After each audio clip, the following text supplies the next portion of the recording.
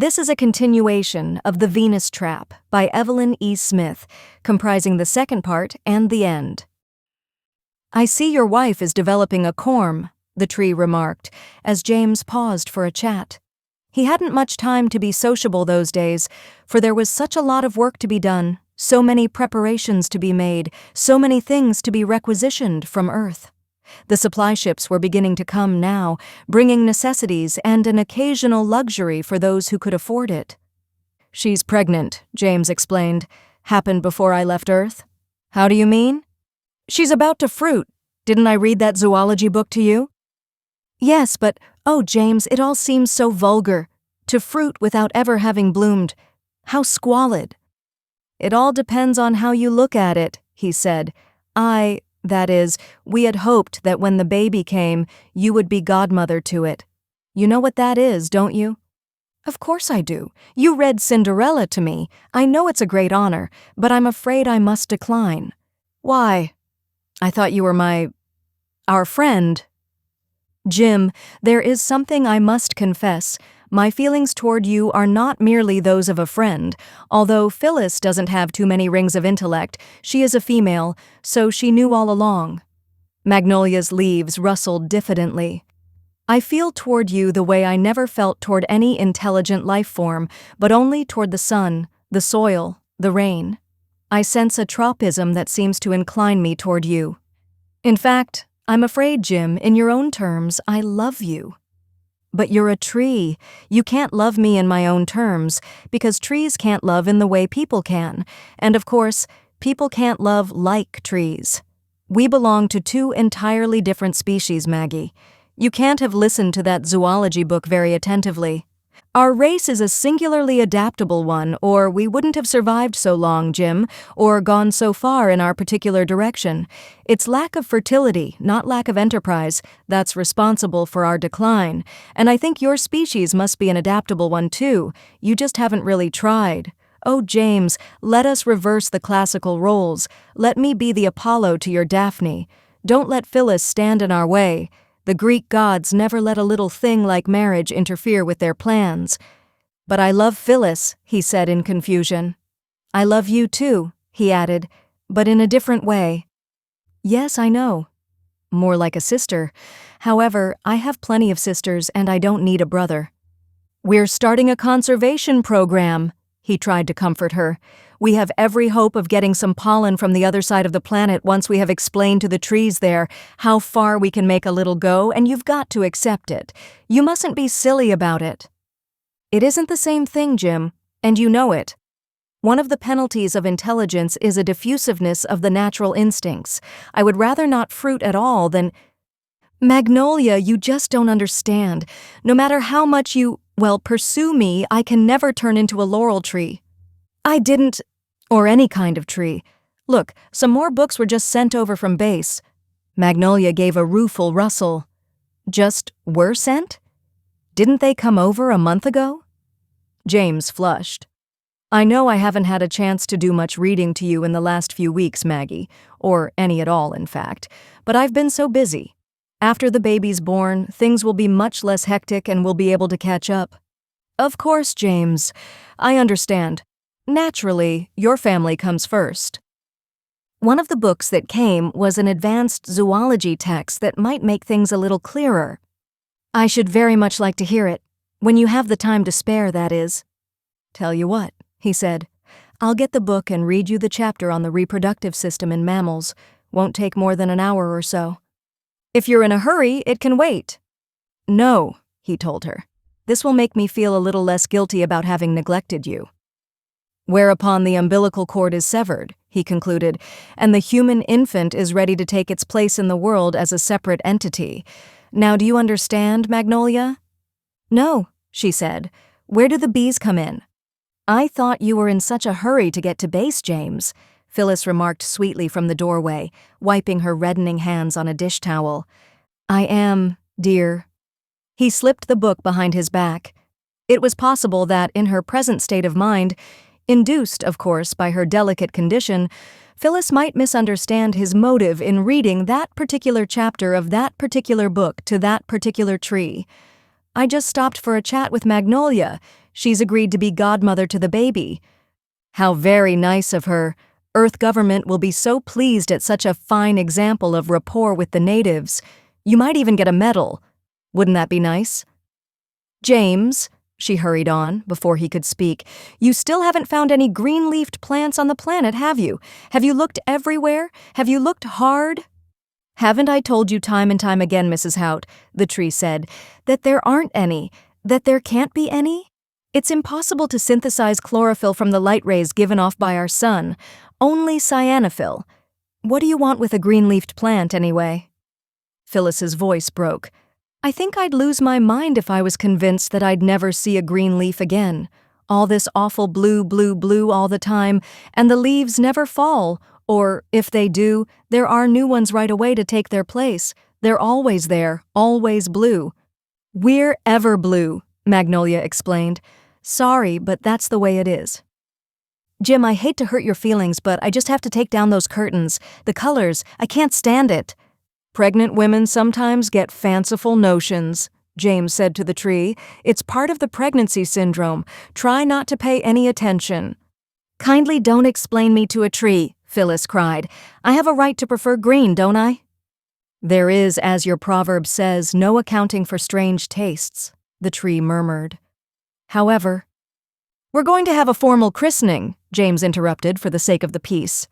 We thought we should, since ours will be the first baby born on the planet. Everybody on Elysium will come. That is, all the human beings, only because they can come, you know. We'd love to have the trees if they were capable of locomotor movement. You'll get to widen your social contacts, Maggie. Dr. Lakin and Dr. Cutler will probably be here. I know you'll be glad to see Dr. Lakin again, and you've been anxious to meet Dr. Cutler. They've been asking after you, too. I think, Doctor, Lakin is planning to write a monograph on you for the Journal of the American Association of Professors of English Literature, with your permission, of course. Christening.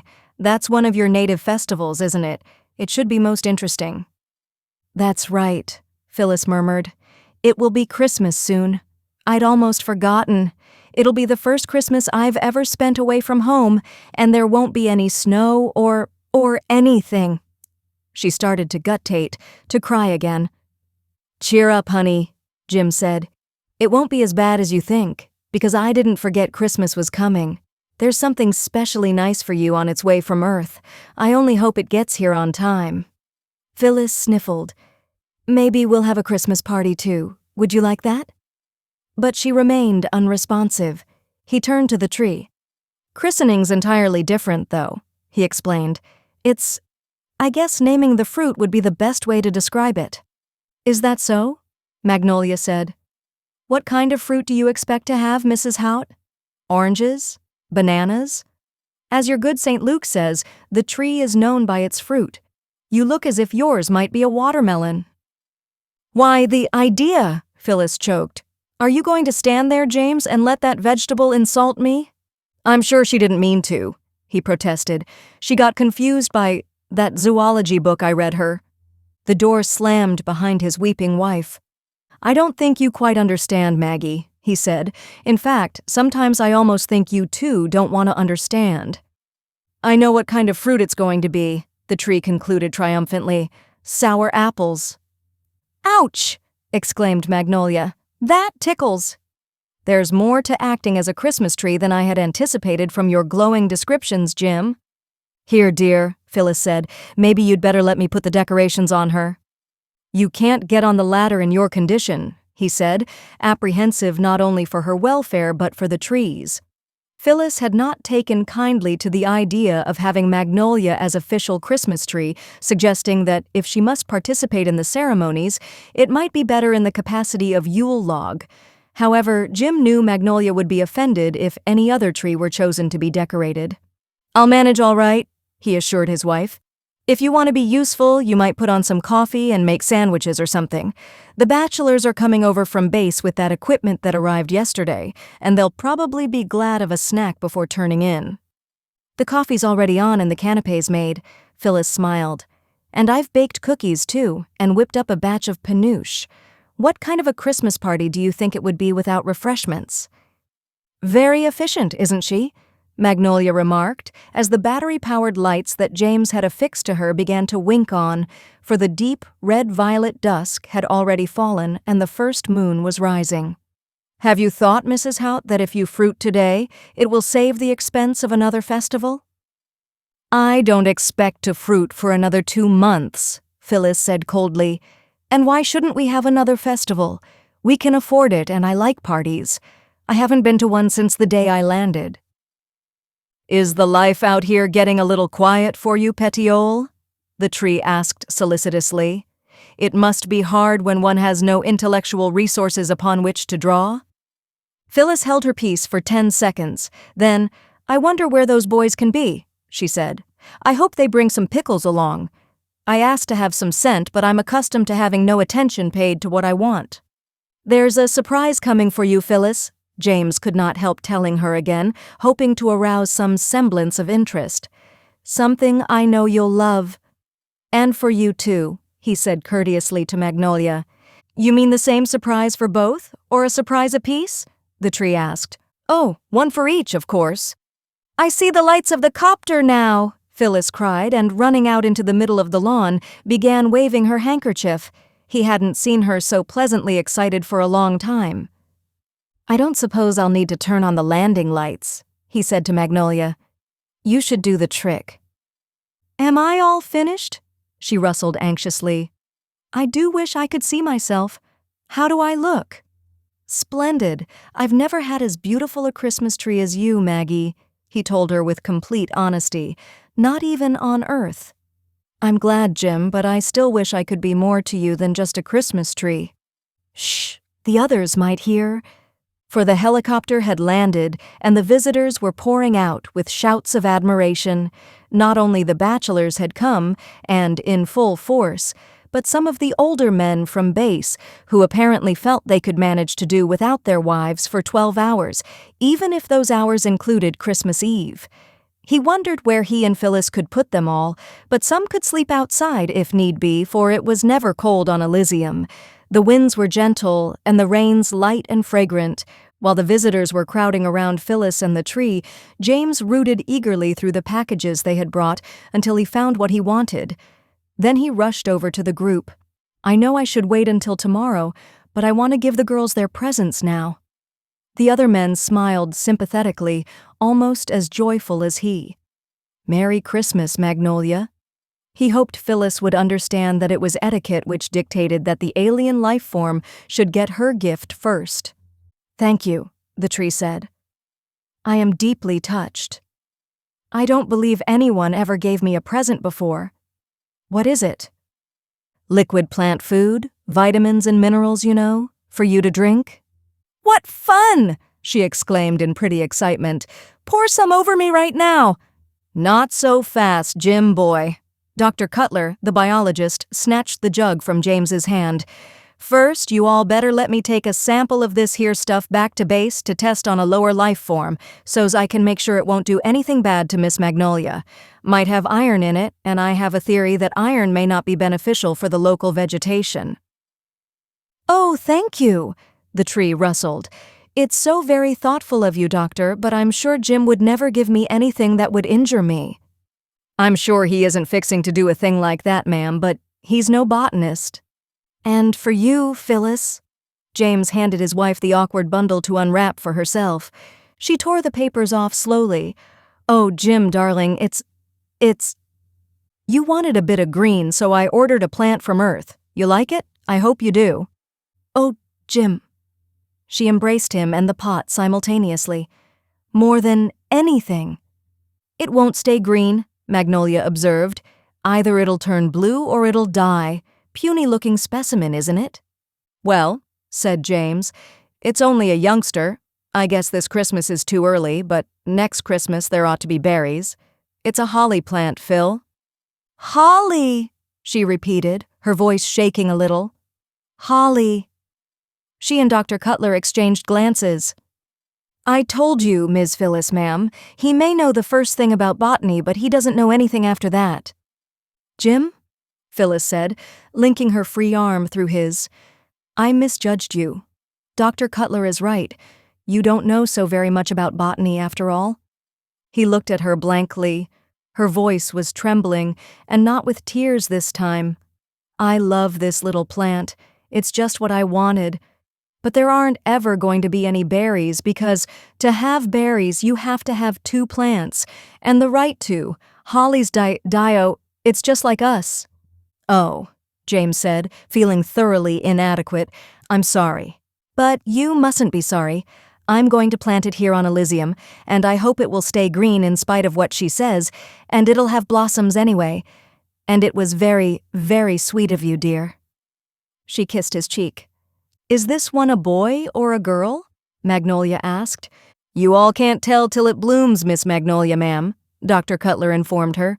Maybe I can. Hand it up here, please. Phyllis paused for an irresolute moment, then, smiling nervously at her guests, obliged.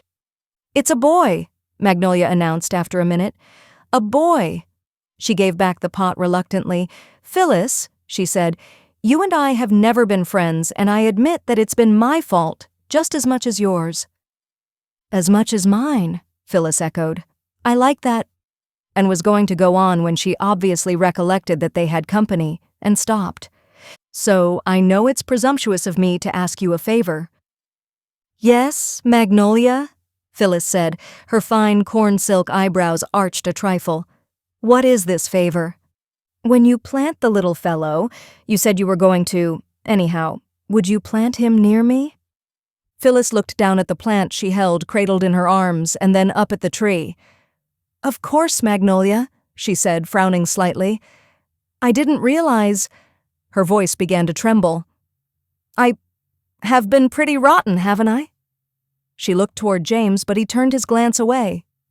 Just because you were a plant, Phyllis continued, didn't mean I had to be a beast. It must have been awful for you, seeing me like this, practically crowing over you, and knowing that you yourself would never have the chance to be a mother. Full many a flower is born to blush unseen, Magnolia said sadly, and waste its sweetness on the desert air. Phyllis was crying unashamedly now. I'll plant him right next to you, Maggie. I want you to have him. He can be your baby. Thank you, Phil, Maggie said softly. That's very blue of you.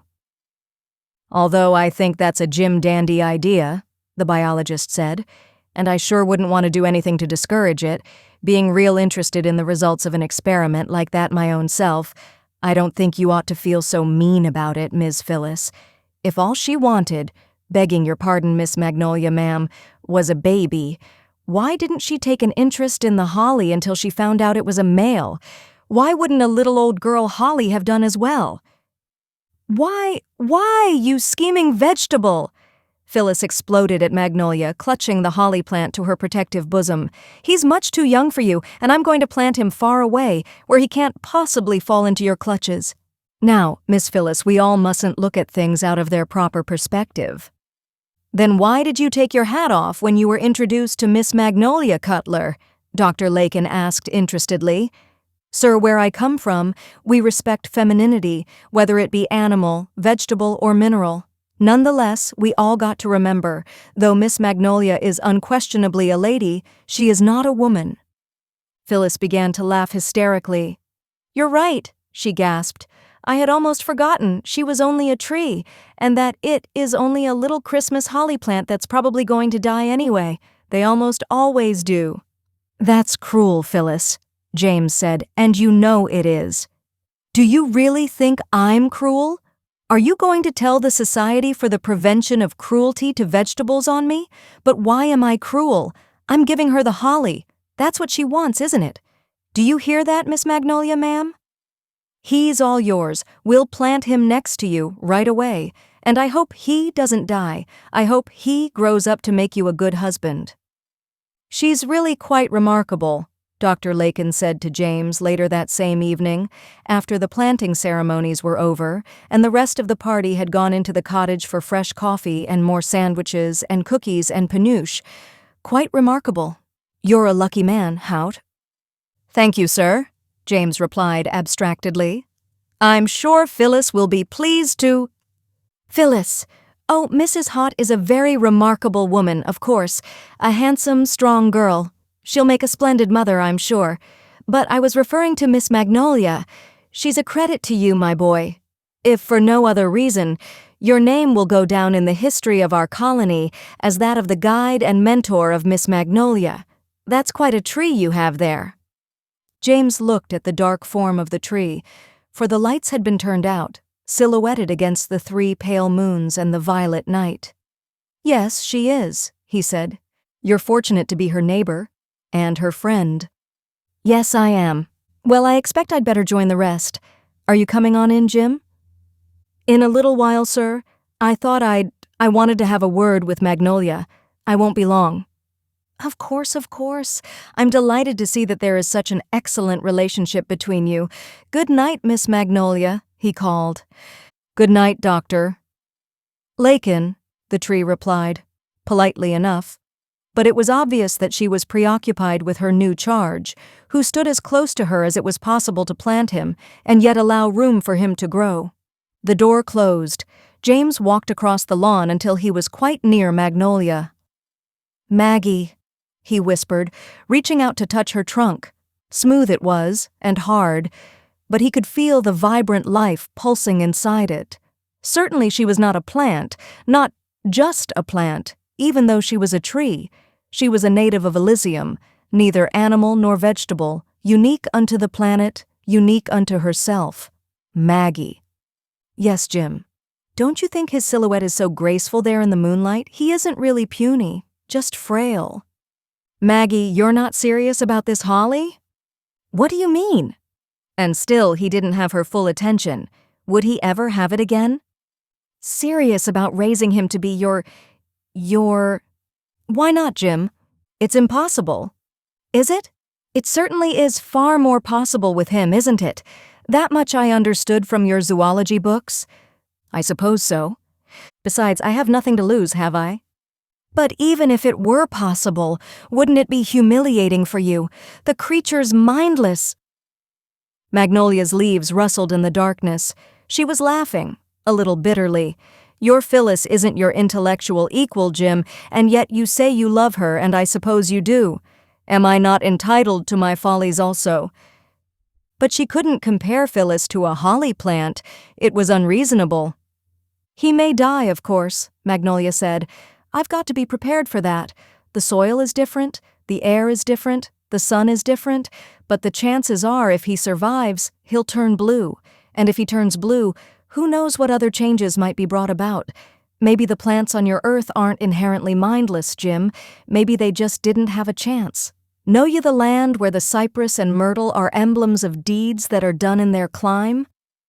That land isn't Earth, Jim, so it might just possibly be Elysium." Again he didn't say anything. What he wanted to say, he had no right to say, so he kept silent. "It'll be a chance for me too, Jim. At least we're both plants, he and I. That gives us a head start." "Yes, I suppose it does. Intellect doesn't count for much in the propagation of the species. Life goes on without regard for reason, and that's mainly what we're here for, to make sure that life goes on, if we're here for anything at all.